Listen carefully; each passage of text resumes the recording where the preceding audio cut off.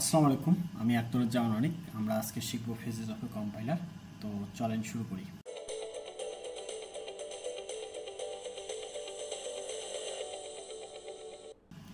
So আমরা প্রথমেই structure of A compiler সম্পর্কে জানব। ওকে, সো কম্পাইলারের স্ট্রাকচারটাকে দুই ভাগে ভাগ করা হয়, একটা হচ্ছে অ্যানালাইসিস আর একটা হচ্ছে সিনথেসিস। সো এই অ্যানালাইসিসটা হচ্ছে ফ্রন্ট এন্ড নামে পরিচিত, front end. Okay, and synthesis ধাপটা হচ্ছে আপনার ব্যাক এন্ড নামে পরিচিত।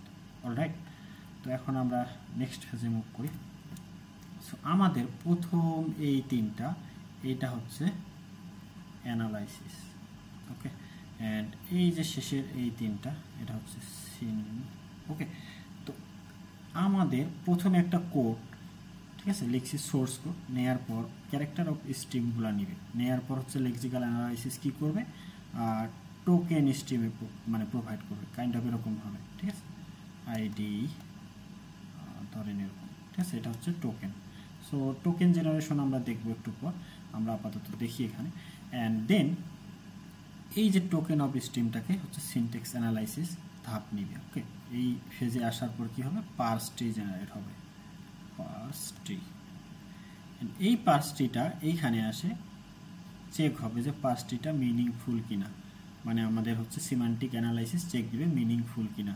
ওকে, সো মিনিংফুল কিনা চেক দেওয়ার পর দেখবে যে ওটা আবার হচ্ছে ইন্টারমিডিয়েট কোড জেনারেটর ফেজে যাবে, এবং এই ইন্টারমিডিয়েট কোড জেনারেটর ফেজটায় আসছে একটা ইন্টারমিডিয়েট কোড জেনারেট হবে। ওকে, দেন এটা কোড অপটিমাইজ ফেজে যাবে, এবং কোড অপটিমাইজ ফেজে যাওয়ার পর কোডটা একটু অপটিমাইজ হবে। কীরকম, আজে বাজে লাইন টাইন হাবি জাবি যা লাগবে না সেটা কি অপটিমাইজ হয়ে যাবে। সো সামনে এগুলো আমরা আরও ভালো দেখবো। ওকে, দেন কোড জেনারেশন ফেজে আসবে, এবং কোড জেনারেশন ফেজে আসে একটা অ্যাসেম্বলি ভাষা কোড জেনারেট হয়ে যাবে। ওকে, সো এইটাই আমাদের বেসিক্যালি আউটকাম বা আউটপুট।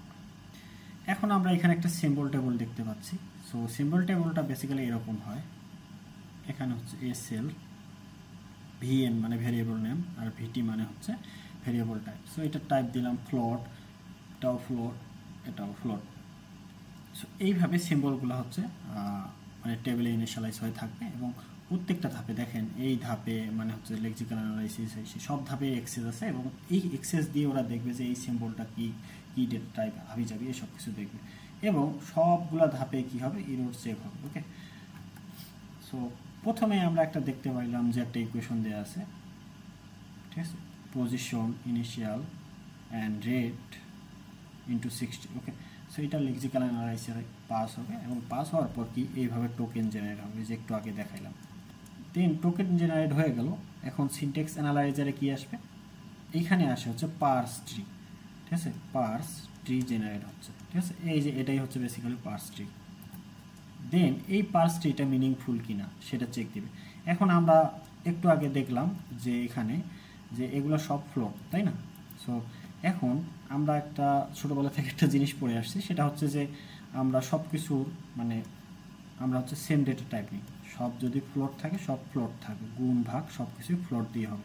সো এইখানে এই 60টাকে, এটা ইন্টিজার না, সো এই ইন্টিজারটা যখন সিমেন্টিক অ্যানালাইজারে আসবে এই চেক দিবে যে হ্যাঁ এই 60টা ইন্টিজার, সো এইটাকে কী হবে, ইন্টু ফ্লোটে কনভার্ট হয়ে যাবে। দেন পরবর্তী ধাপে এই যে ফ্লোটে কনভার্ট হয়ে গেল, অ্যান্ড ইন্টারমিডিয়েট কোড জেনারেটর একটা ইন্টারমিডিয়েট কোড জেনারেট হবে। সো এইটাতে দেখি, ঠিক আছে, সো এই যে এই লাইনটা বেসিক্যালি বুঝাইছে যে এই 60টা T1 নামে একটা ভেরিয়েবল যোগ হয়ে গেল। ওকে, দেন এই যে এটা এবং এই 60 দুইটা গুণ হবে এখানে, দেন গুণ হওয়ার পর এই যে এইটার আউটপুট এবং এটা যোগ হবে, বেসিক্যালি এই দুই শাখার যোগ। ওকে, দেন এখানে শেষে এই যে এটা আউটপুট পাইলাম, এটা হচ্ছে T3, এবং T3টা কোথায়, ID1 এখানে ঢুকে যাবে। তো কোড অপটিমাইজ ধাপে আসে, আমরা হচ্ছে দেখলাম যে আসলে এই লাইনটা একটু দেখেন, এইখানে এই লাইনটা যদি আমরা খেয়াল করি তাহলে দেখব যে আসলে T1 ফ্লোট, এইখানে এই লাইনটা হচ্ছে আননেসেসারি। আমরা চাইলেই হচ্ছে যে ফ্লোটের এই ভ্যালুটা এবং এইটা মানে এই দুইটা গুণ করে দিতে পারি, ধরলাম যে 5 × 60। ঠিক আছে, সো এইটা বেসিক্যালি 300 ডিরেক্ট হয়ে গেল। সো এইখানে এই যে এটা করছে, ওকে, ডিরেক্ট গুণ করে দিছে, দেন এটা যোগ করছে, দেন যোগ করার পর বেসিক্যালি আউটপুটটা পায়ে গেছে ID1 এখানে ইনিশিয়ালাইজ করছে। সো অনেকগুলো ইনিশিয়ালাইজেস কমে আসছে। সো এটাই basically code optimize. And then তারপর হচ্ছে এখানে এটা হচ্ছে এলডিএফ, ঠিক আছে। এই এলডিএফ মানে হচ্ছে load floating point, okay. Basically load floating point basically এগুলো হচ্ছে আসলে ID3, এগুলো কি আমরা সব কিছুই দেখলাম যে ফ্লোটিং পয়েন্ট আছে।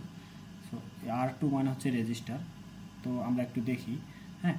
সো এইটা কি, এইটা বেসিক্যালি হচ্ছে ID3, ঠিক আছে। ID3 ধরলাম ID3 ইকুয়াল 5, ওকে। ID3টা R2তে লোড হয়ে গেল, ঠিক আছে। R2তে লোড হলো, R2 এখন 5। এখন R2 এই যে এখানে এখন R2 এবং একটু চিকন করে দিই আমি।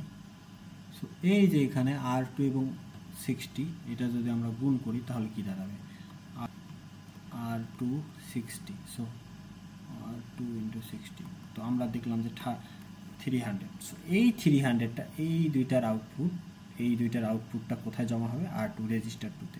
দেন লোড আবার ID2 হচ্ছে R1-এ, দেন এই R1 মানে হচ্ছে R2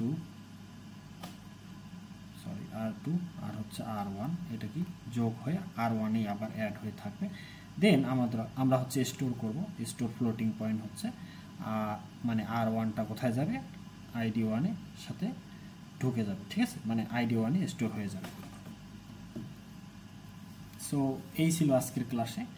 আর ভিডিওটা যদি আপনাদের ভালো লাগে অবশ্যই লাইক করবেন এবং সাবস্ক্রাইব করবেন। ধন্যবাদ।